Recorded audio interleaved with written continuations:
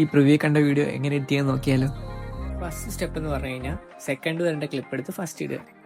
അതിനുശേഷം നമ്മൾ ആ വീഡിയോയുടെ സ്റ്റാർട്ടിങ്ങിൽ ഒരു കീ ഫ്രെയിം ആഡ് ചെയ്യുക. ഒരു 2-3 സെക്കൻഡ് നീങ്ങിയൊരു കീ ഫ്രെയിം ആഡ് ചെയ്യുക. അതിനുശേഷം വീഡിയോയുടെ ഫസ്റ്റ് കീ ഫ്രെയിമിനോട് കൊണ്ടുവച്ചതിന് ശേഷം വീഡിയോ കുറച്ച് സൈഡിലോട്ട് നീക്കുക. പിന്നെ ആ വീഡിയോ ക്ലിക്ക് ചെയ്യുക, ഡ്യൂപ്ലിക്കേറ്റ് ചെയ്യുക. താഴെ കാണുന്ന ആ ഒരു പാനലിൽ കുറച്ച് സ്ക്രോൾ ചെയ്യുമ്പോഴത്തേക്ക് അവിടെ റിമൂവ് ബാക്ക്ഗ്രൗണ്ട് എന്ന് പറഞ്ഞ ഓപ്ഷൻ കാണും. അവിടെ ചെന്നിട്ട് റിമൂവ് ബാക്ക്ഗ്രൗണ്ട് ഓട്ടോ റിമൂവൽ കൊടുക്കുക. ബാക്ക്ഗ്രൗണ്ട് റിമൂവ് ആയതിനു ശേഷം ഇങ്ങനെ ഒരു ഇന്റർഫേസ് ആണ് നമുക്ക് കാണാൻ പറ്റുന്നത്. അതിനുശേഷം ഫസ്റ്റ് വരേണ്ട ക്ലിപ്പ് നമ്മൾ ഓവർലേ ചെയ്യുക. അതിനുശേഷം ഓവർലേ ചെയ്ത ആ ഒരു വീഡിയോ നമ്മൾ സ്റ്റാർട്ടിങ്ങിലോട്ട് സ്ക്രോൾ ചെയ്ത് വെക്കുക.